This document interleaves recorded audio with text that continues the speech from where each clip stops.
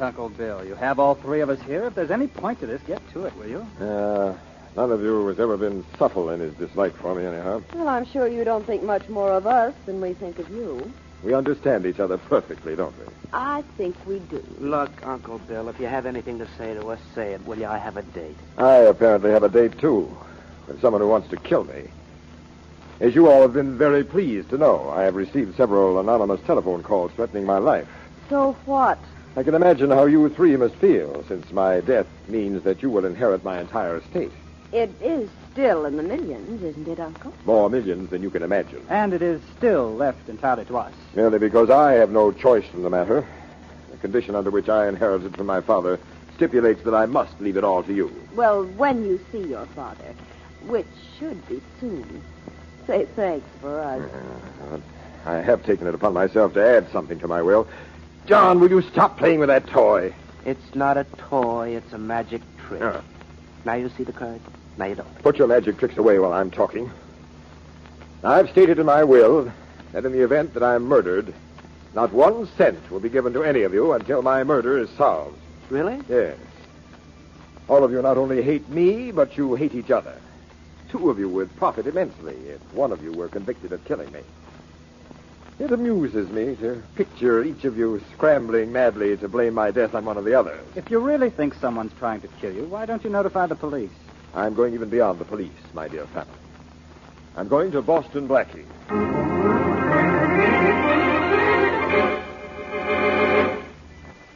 And now meet Richard Calmer as Boston Blackie, enemy to those who make him an enemy, friend to those who have no friend.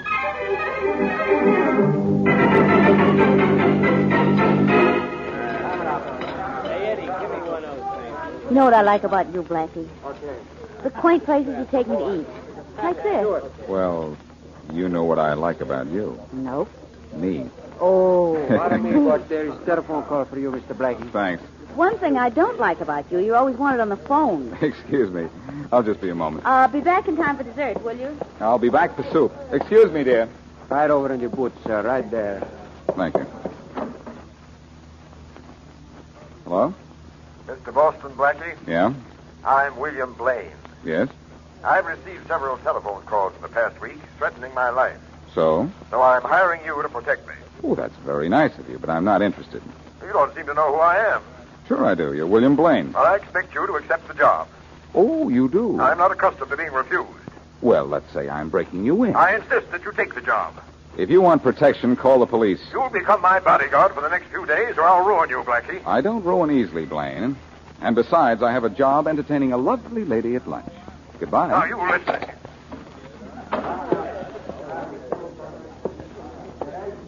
Hi there, honey. Miss me? How could I, with such an interesting menu to read? How's the plot? Good? Mm-hmm. Especially the chapter called Roast Ribs of Beef and Potatoes Any Style. Important phone call? Oh, just a fellow named Bill Blaine. Who's he? Well, right now, he's a guy who's still looking for a bodyguard.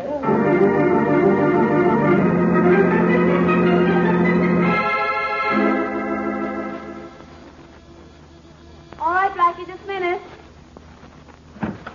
Hi, Miss Wesley. I gotta see Blackie. Oh, come in, Shorty. Oh, gee, thanks. Where's Blackie? I gotta see him, but kind Will he be here in a minute? Sit down. Oh, gee, thanks. Anything the matter? Oh, plenty. Oh, he should be here any minute. Oh, gee, Miss Wesley, you sure are a beautiful dame. Oh, Shorty, you're wonderful. Oh, gosh, Miss Wesley, you think so? I most certainly do. Oh, here's Blackie now. Gee, I hope so, because I ain't got a minute to lose. Hi, honey. All set to... Thank you. Shorty put into words what you seem to be saying last West. Shorty, do I have a rival? Hiya, boss. Boss, look, I got troubles.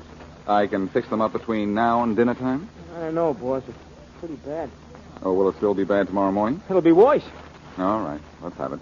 Boss, look, you remember the rap that you got me out of 6 years ago? That's dead, Shortman. But that's it. It ain't dead enough. Sam Daniels all of a sudden's going to send me up for those forged checks. You fixed it with him way back when I did it. He promised he wouldn't do nothing to me if I went straight. How do you know Daniels is going to prosecute? He called me up and told me so. Well, don't worry about it, Shortman. I'll go out and have a talk with Daniels. I'll be back, Mary. What comes first with you, Blackie? Business or pleasure? If this means what I think it does, honey, this business is going to be a pleasure.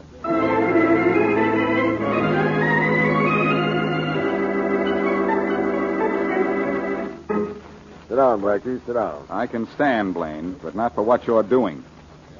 I just left Sam Daniels. How did you find out he could send Shorty to jail for forgery? And a man has unlimited funds. He can find out a great many things. All right. What's the deal? I want you to accept the job I offered you on the telephone this noon. Or what? Or your friend Shorty goes to jail. What do I have to do? I've received several telephone calls from someone threatening to kill me. I want you to protect me. And what about Shorty? If you do as I say, I'll not force Daniels to prosecute your friend. Now, I get what I want, don't I? You're getting the wrong man for a bodyguard, Mr. Blaine, because, frankly, I'd just as soon see you dead. Well, then you and my family should get along famously here. They feel the same way. Oh, I'm to move in? I expect to occupy your full time. Uh-huh. Wait till Mary hears about this. I'll call my family to come down. I'd like you to meet them. You're the boss. But introduce me as, old John Jones, if you don't mind. I don't mind. Oh, excuse me a moment. Oh? You're going to kill tonight. Hello. Hello. Was that another threat on your life? Yes, obviously the last one. The voice just said you're going to be killed tonight. I seem to have arrived just in time for the fun. Did you recognize the voice? No, it was disguised. Oh, that's fine. It wasn't one of your family, was it? That's impossible. They're here in the house. We have only one outside line. Better call them down so we can be sure. Well, I'm here. Oh, Martha. This is John Jones, my bodyguard. Mr. Jones, this is my niece, Martha. Well, how do you do, How are you? Jones? Tell your brothers to come here at once. Bodyguard, huh? Oh, this should be very amusing. Robert, John. There I am. John's upstairs, I think. Oh, John! Yeah? Come on down for a laugh. Uncle Bill's gone and bought himself a bodyguard. Coming. Pleasant family you have, Mr. Blaine. Yes, don't I? This is Robert, my nephew. Robert, Mr. John Jones. How do you do, Mr. Jones? How do you do? Hope you're getting a high fee, Mr. Jones, because you might have to earn it. Hey, let's see this bodyguard. Is he tough? Well, he's handsome. And Mr. Jones, you've now met my entire family. This is John. John, Mr. Jones. Oh, how are you, Mr. Jones? Hello? I think you better guard Uncle Bill from us, too. We don't love him. Or has he told you? If he hasn't, I know it by now.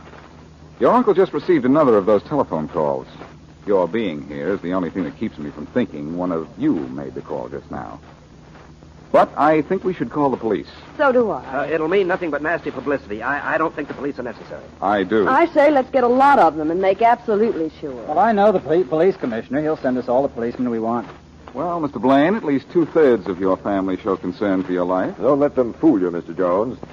They don't want me to live. They're daring me to.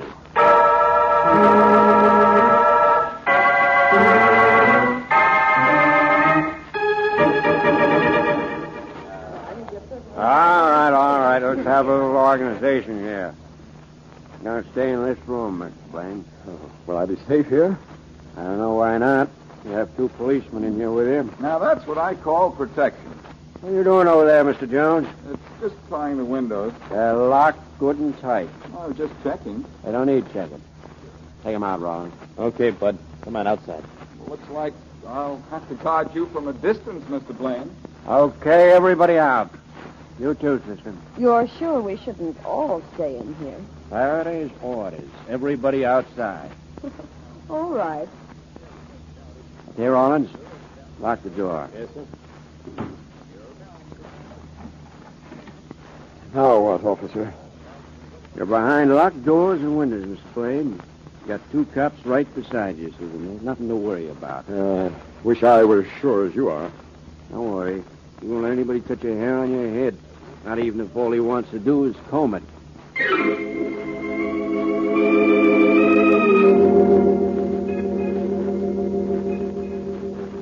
Why don't you go to sleep, Mr. Blaine? How can I do anything when I feel like an animal in a cage? Can't we open a window just a crack for air? Nothing doing. The windows stay locked tight. The door is locked. That's where everything stays, because that's the only way you're safe. And you're plenty safe in here. It should be. I'm uncomfortable enough. Hey, how about a game of gin, Smith? Sure. Got cards? Lower your voices, will you? I think I'll try to read. Okay. I don't suppose either of you... Mr. Blaine! Mr. Blaine! What happened to him? What do you think happened to him? That noise wasn't a backfire. Look at him. There was a shot, huh? You get him? Yeah. Is he dead? Yeah. Shot. In a sealed room, too, with us practically sitting beside him. Call Faraday, quick. How will I tell him? Tell him it couldn't happen, but it did.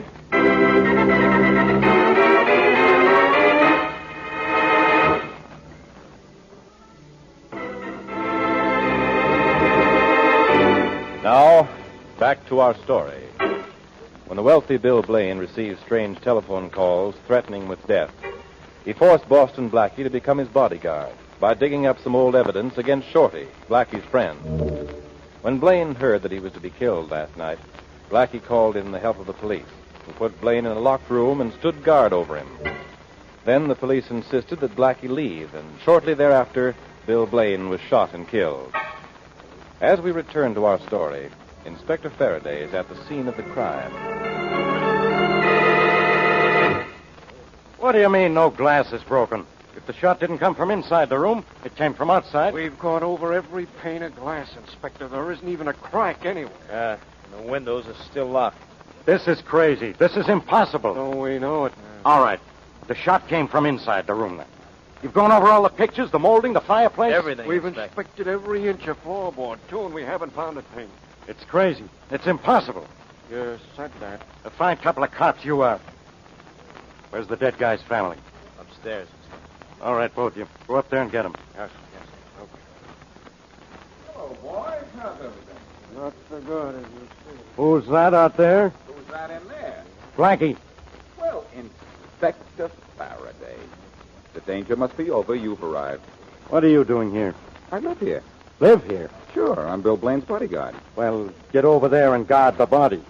Say, he looks a little bit dead. He's been dead for 45 minutes. Then I don't suppose he'll recover. Who shot him? One of your men? I not only don't know who shot him, I don't even know how he was shot. Don't know how. Nothing inside this room fired a bullet. And there's not a pane of glass broken in any of the windows, which were locked. What? Where were you 45 minutes ago? Well, that's hard to say. I didn't look at my watch. Where have you been? Sorry, pal. That's a secret. Well, as long as you keep your secret, I'll keep you. Come on, Blackie. Oh, Inspector, put away that gun. I will, after I put you where you belong, in jail. Now, you know I didn't kill this guy. I don't say you did, but you're plenty mixed up in this. You live here in this house. You're this guy's bodyguard, and yet you aren't guarding him. And on top of it all, you disappear when the guy gets killed. And you won't tell me where you were. I can't. Well, I'm holding you as a material witness. I won't be very good material. And besides, I know how Blaine was killed. Put away that gun, and I'll show you. I'll hold the gun, and you'll still show me. All right. Okay. Now, do you mind if I open one of the windows? Why? To show you how it was done. Go ahead. Thanks, Inspector. No tricks now. And make it snappy. I don't have all day. I'll have to climb out on the flagstone walk. That's where the killer stood. Blackie, if this is What are you worrying about? You've got a gun on me. And I can shoot straight, too. Okay. I'm all set. Now, how is it done? Now, I'm the killer. Yeah? Now, come over here and put your arm across the windowsill. Okay. But no tricks. I've got my gun right in your face. You wouldn't shoot a pal, would you? A pal, no.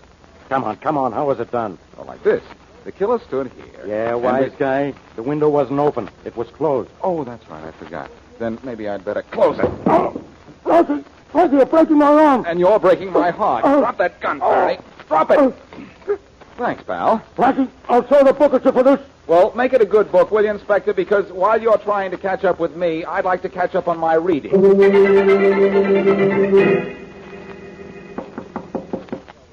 Yeah? Yeah, I come in, Inspector. I'll say you can come in. I want to talk to you, Miss Wesley. Well, I want to talk to you, too. What about? About this story in the newspaper. What about it? It says that you're looking for Boston Blackie as a material witness to the murder of William Blaine. So? So, maybe you'll change your mind when I tell you where Blackie was when Mr. Blaine was killed. Where? With me. That's no alibi in my book. Where were you? The newspaper says Mr. Blaine was killed at 9:45 last night. At 9:45, I was in Sam Daniels' office, helping Boston Blackie crack a safe.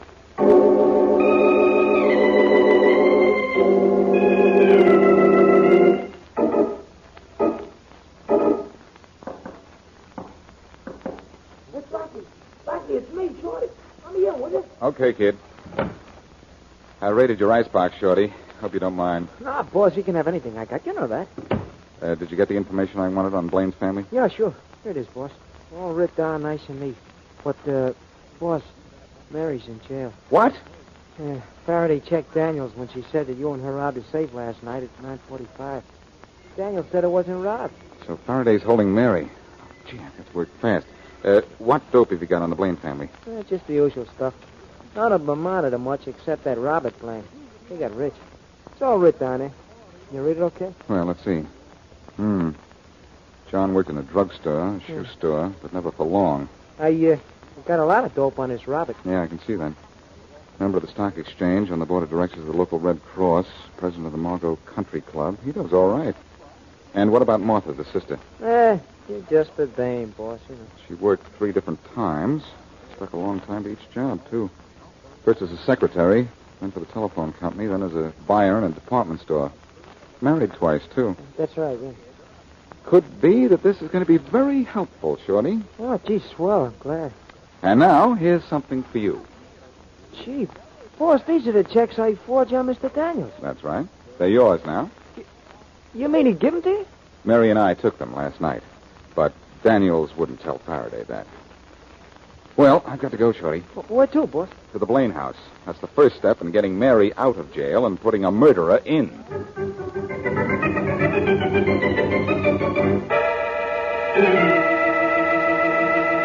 John. Well, Martha, what are you doing sneaking around the hall?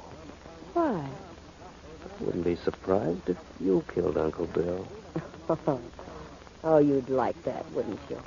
Be very profitable for 2 of us if one of us did. Do you care which one? As long as I'm not the one. Maybe you should have thought about that, too. You think the police will find out who killed Uncle Bill? They have to find out first how. Are you afraid they will? We get no money until they do. Don't look at me. Don't look at me. I'm going to bed. Pleasant dreams. Don't be so generous. I should be rich enough to be very generous soon. Not if I can help it, sister, dear. What dumb jerk turned out the lights? This dumb jerk. Who's there? The dumb jerk who turned out the lights. Wait, I'll turn them on again. Jones. Mm-hmm. What are you doing in my room? Looking for a clue. To what? Your uncle's murder? Well, you won't find it here. No, not now, because I already have. Look, I didn't do it. I didn't say you did. What have you found in here? Evidence Of what? that you're somewhat of a magician? Well, what if I am? It's a hobby of mine. I'm just an amateur. Well, your amateur standing as a magician may solve a semi-professional murder. How? Mind if I use your phone? I'll go right ahead. Thanks. Who are you calling? The police. Well, there are 3 policemen downstairs. But I want the top man. Faraday speaking. Inspector, this is Blackie. Blackie, you're going to... Look, Inspector, tell your cops to come home. All is forgiven. Because I've not only found out how Blaine was killed, I know who killed him. I don't fall for the same gag twice, Blackie. You turn yourself over to the nearest policeman, or Mary stays in jail for the rest of her life. In that case, I guess I'll just go downstairs. Where are you? In Blaine's house. And your cops downstairs have got me right where I want them. Come on up, Inspector. The party's on me.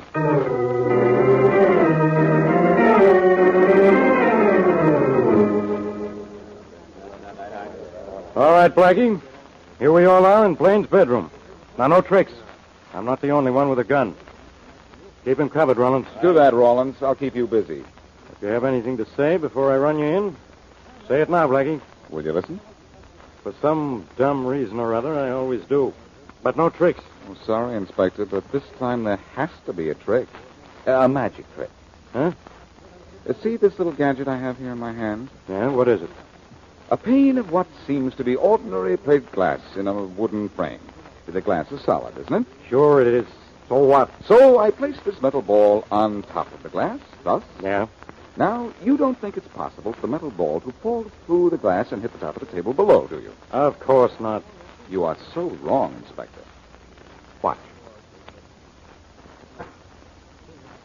Hey, it did go right through the glass. Without breaking it, Inspector.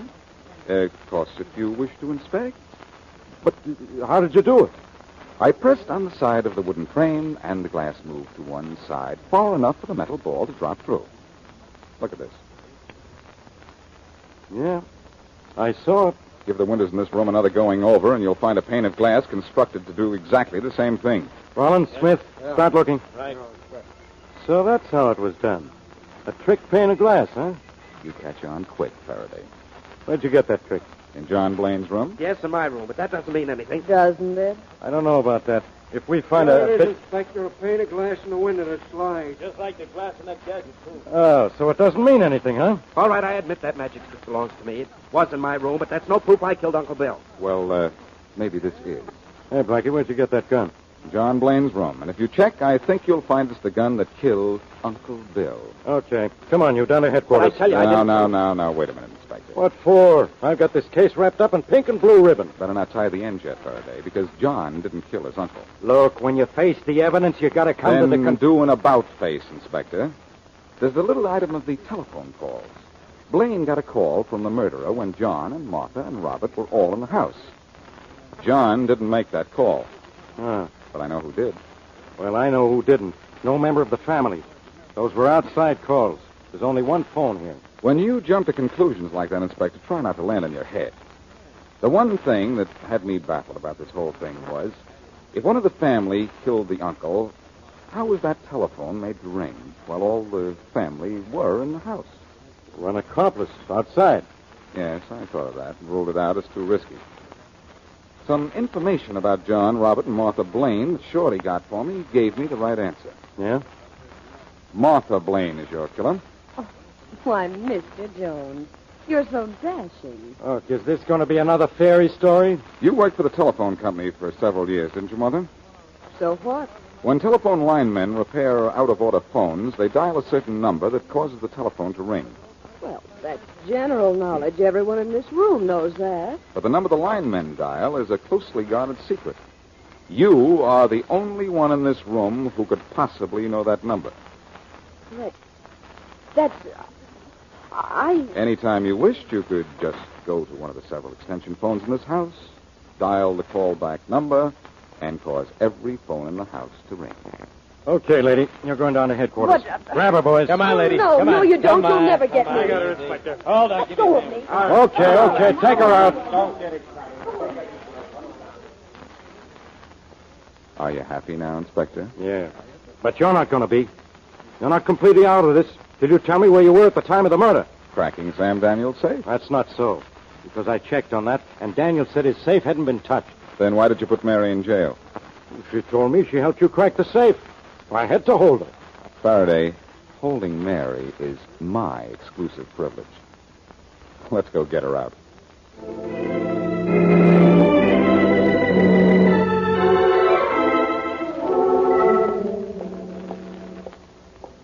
Hiya, Jailbird. Blackie. Oh, Blackie, are you all right? Sure. And now I'm letting you out. Where did you get those keys? From Faraday. But how? Don't worry, honey. He gave them to me. Honestly? Cross my heart. Well, cross the threshold, will you? Aren't you coming out? No. You're coming in. But why? Come on. All right. Here I am. Are you by any chance locking us in? I am. Give me the keys. Well, why? Give them to me. Okay, here you are.